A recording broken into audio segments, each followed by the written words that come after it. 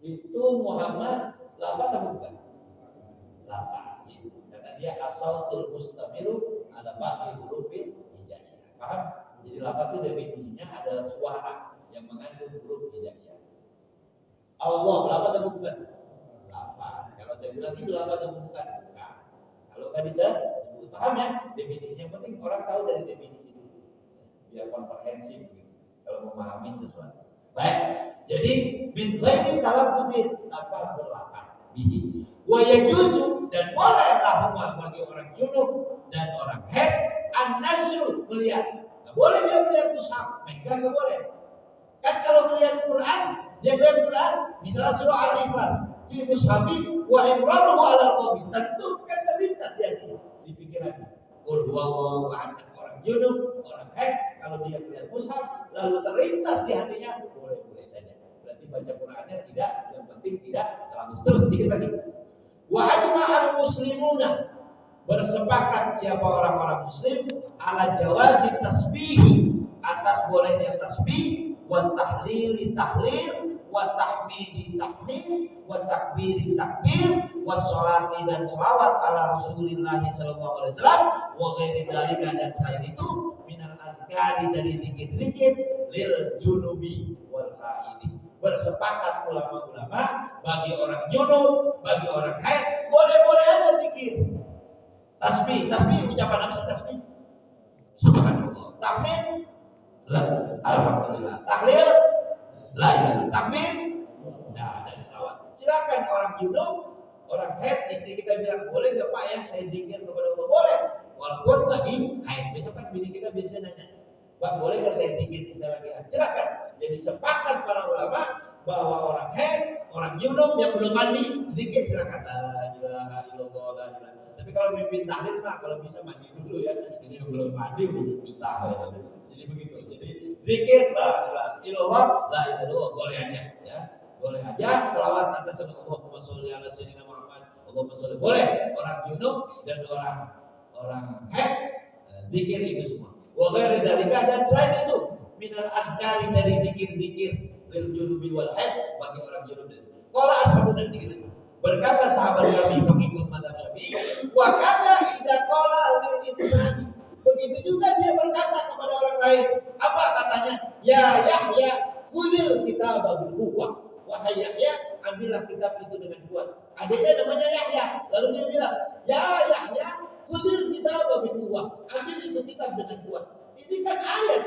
Ya Yahya, khudhil kitaba bil quwwah. Tadi katanya orang junub, orang haid nggak boleh baca ayat, satu ayat maupun separuh. Kok ini boleh? Ya Yahya, khudhil kitaba bil quwwah. Terus waqasada bil Quran, asal memaksudkan memanggil si Yahya tadi, jangan niatkan baca Quran. Bahwa jaiz. Kalau begitu boleh. Begitu urgensnya niat di dalam Islam.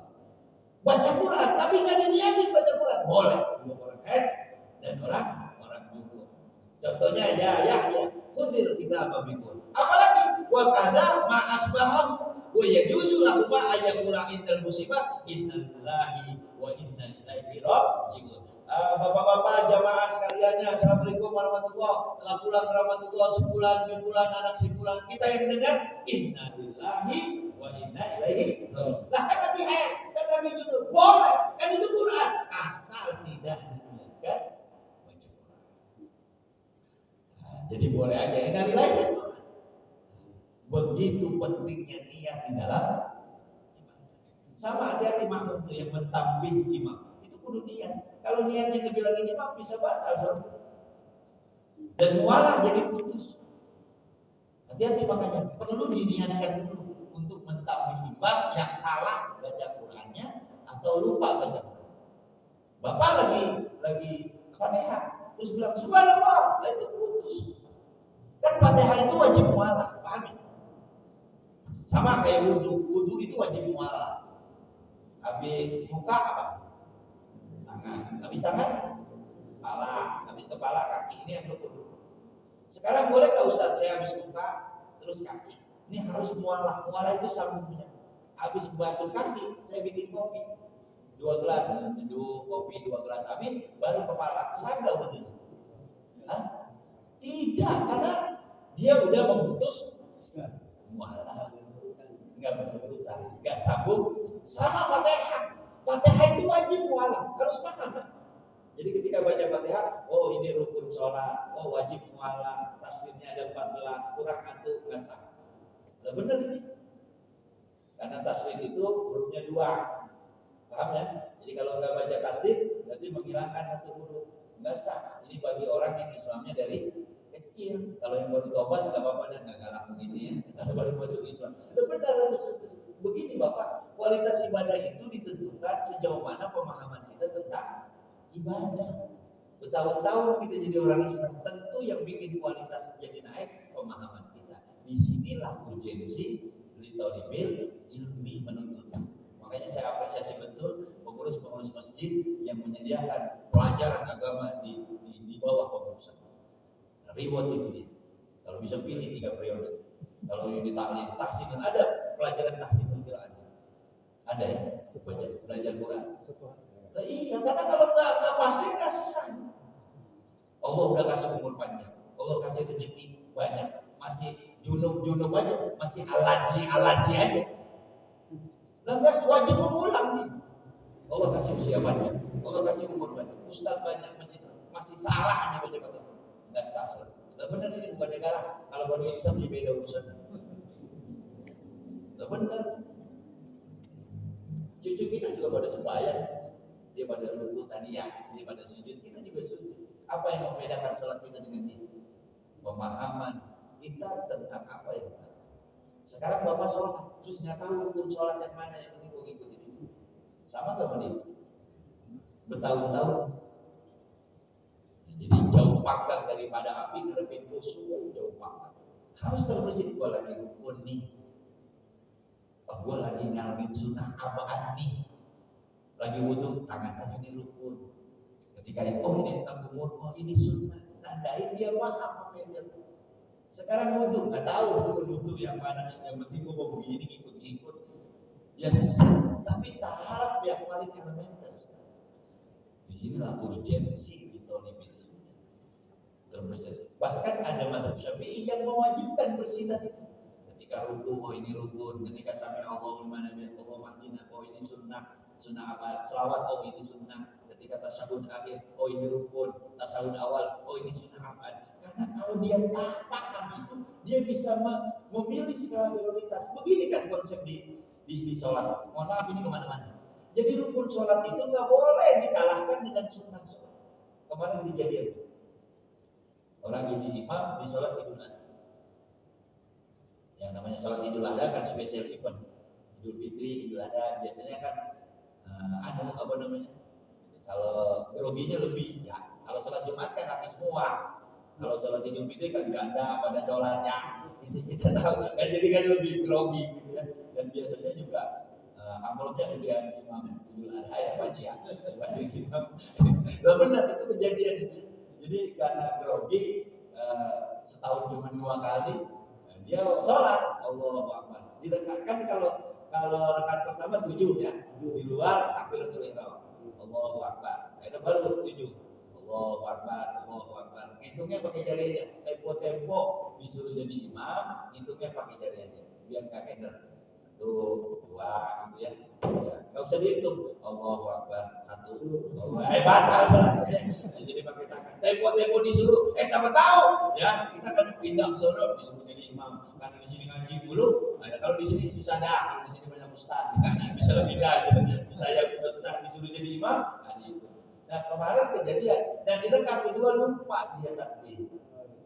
Jadi langsung bismillahirrahmanirrahim. Alhamdulillahirabbil makmum takbir. Subhanallah. Ini makmum enggak ngaji. Subhanallah.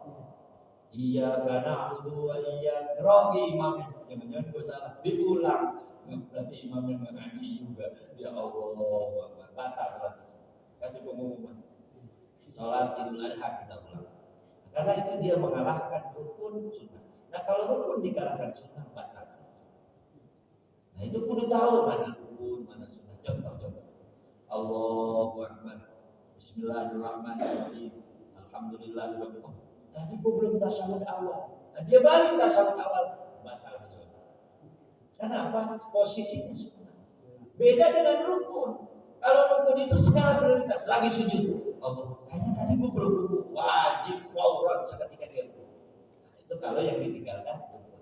Nah, tahu rukun ini, yang ini nggak boleh diprioritaskan, ini harus diprioritaskan. Kalau dia memahami apa yang dia lakukan. Sekarang sholat nggak tahu rukun sholat yang mana, sunnah sholat yang mana. Nah, benar-benar ini bertahun-tahun. Makanya di sinilah urgensi betul-betul.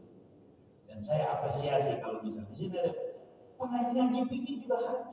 Ngaji Quran harus mana dal, mana zai, mana sin, mana dhad. Tapi lidah sisi bagian kiri menyentuh geraham yang ada dhad itu bukan malah dol. Berubah makna. Iya karena butuh assalam. Itu orang yang bertasbih sangat. Nah, salam yang pertama dia harus assalam. Sekarang dia hapuskan tasbih. Assalamualaikum warahmatullahi. Berubah jadi assalamualaikum. Berubah jadi assalam. Berubah jadi sini besar. Assalam besar karena dia lupa. Paham? Nah, kita memahami itu kalau kita belajar di tolibin itu. Di sinilah urgen di tolibin. Kembali ke konteks awal, sepakat para ulama bahwa junub, orang boleh saja zikir asal diniatkan tidak baca Quran. Ada orang meninggal, inna lillahi wa inna ilaihi raji'un. Masih banyak tapi kelamaan juga nggak bagus juga. Cukup ya, ini udah jadwal kopi, ngajar teh. Saya rasa nyampe sini aja, walaupun tidak selesai, ya saya kembalikan ke jemaah. Boleh jadi ada yang mau didiskusikan. Kami bersama.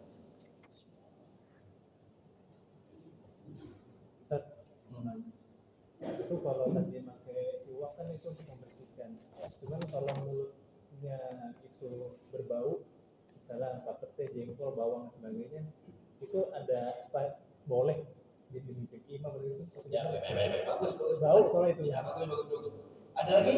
Saya tampung dulu. Ya, silakan. Assalamualaikum warahmatullahi wabarakatuh. Waalaikumsalam warahmatullahi wabarakatuh. Ya.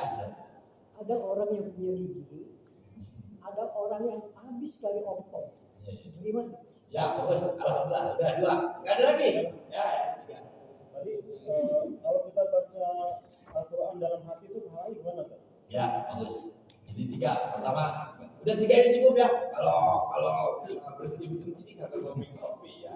Terus pertama, gimana Ustaz kalau mulut lagi sedang berbau? Baik. Gaya saya kemana-mana dulu nggak apa-apa ya. Jadi hukum makan petai, makan jengkol itu disepakati para ulama bawang putih.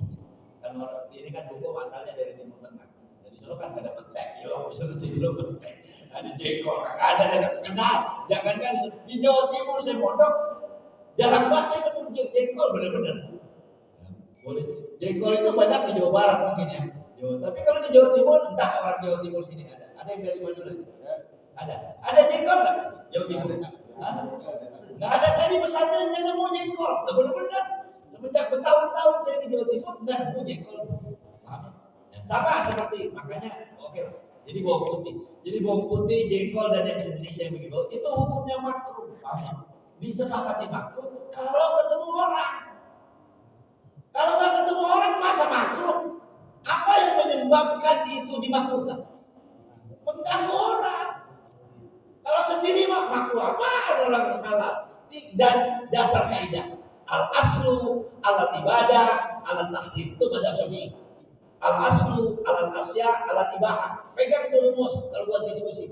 Jadi madzhab Syafi'i asal segala sesuatu hukumnya boleh. Beda dengan ibadah. Kalau ibadah hukumnya haram.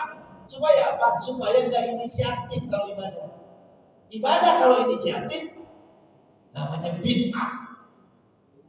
Nah di sini data lebih dikedepankan daripada makanya kalau sholat ibadah yang lain udah pakai data, pakai rujukan. Nggak bisa inisiatif. Subuh 2 rakaat dengan orang sholat subuh 1000 rakaat. Kira-kira yang diterima yang mana? Yang 1000 sesat orang banyak. Begitu juga di sholat-sholat yang lain. Makanya ini butuh data. Di sinilah ilmu lebih penting daripada banyak. Walaupun ma'akul fi'lan aktul fadl. Jadi banyak belum tentu menunjukkan kualitasnya. Belum tentu. Catat tuh. Baca 100 ayat dengan 1 ayat, kira-kira pahalanya banyak mana? 100 rakaat dengan 1 rakaat banyakan mana? Pahalanya 1. Sedekah 100.000 1 juta, pahalanya banyak mana? 1 juta. Tapi beda kalau dibenturkan dengan teks. Lihat ini perlu paham. Ya, contoh sederhana, sholat subuh 2 rakaat dengan 1000 rakaat. Begitu juga ayat. Dalam mazhab Syafi'i, ya dalam mazhab Syafi'i. Ya, begitu ya. 1 surah dikit selesai lebih utama daripada banyak ayat tapi nggak habis. Ini intermediate saja. Jadi kembali ke konteks bahwa hukum makruh itu kalau dia berinteraksi dengan orang. Kalau sendiri-sendiri mah enggak.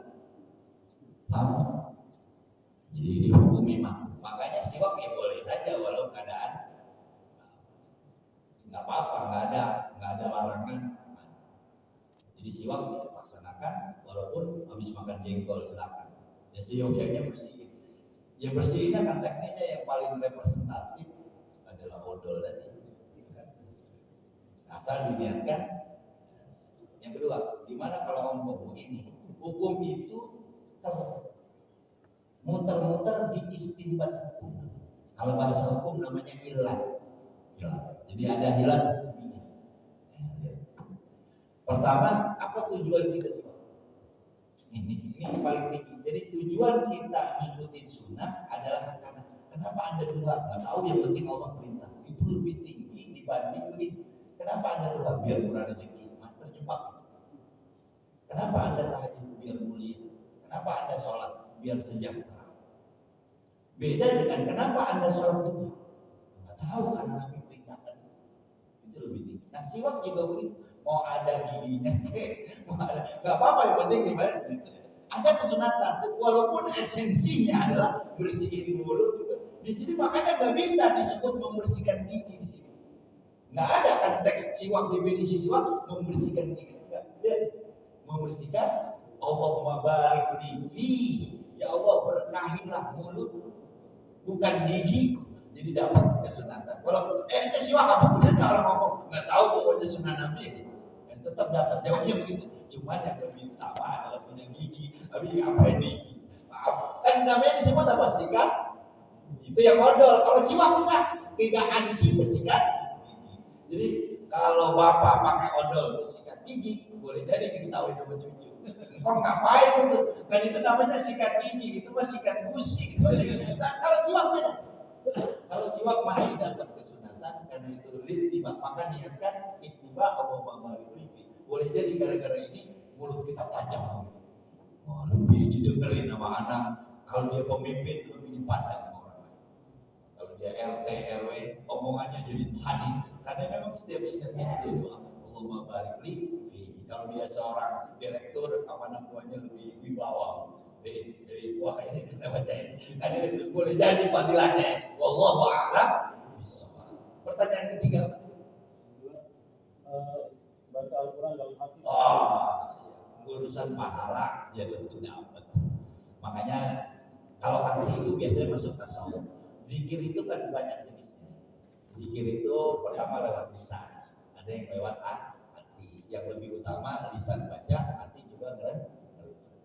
Tentu dapat ya urusan pahala ada. Bahkan kalau misalnya ada penyakit hati, kalau ada penyakit hati berarti ada obat hati. Ada hati yang bikin dosa kan? Ada. Berarti ada hati yang bikin. Kalau kita suudzon sama orang, kita buruk sangka, dosa kan? Nah sekarang kasih kita begini, zikir, kira-kira berpahala kan? Nah begitu aja. Jadi kita baca Quran lewat hatinya, ada pahalanya dia tentuan. Jadi segala kebaikan apapun yang dilakukan oleh jawari, panca indera seluruh organ tubuh, tapi itu orientasinya ibadah, pasti diberikan ibadah oleh Allah dan dapat pahala. Wallahu a'lam bishawab, mudah-mudahan manfaat. Barakah fiddin dunia wal akhirah. Al-Fatihah. A'udzubillahi minasyaitonir rajim. Bismillahirrahmanirrahim. Alhamdulillahirabbil alamin. Arrahmanirrahim. Maliki yaumiddin.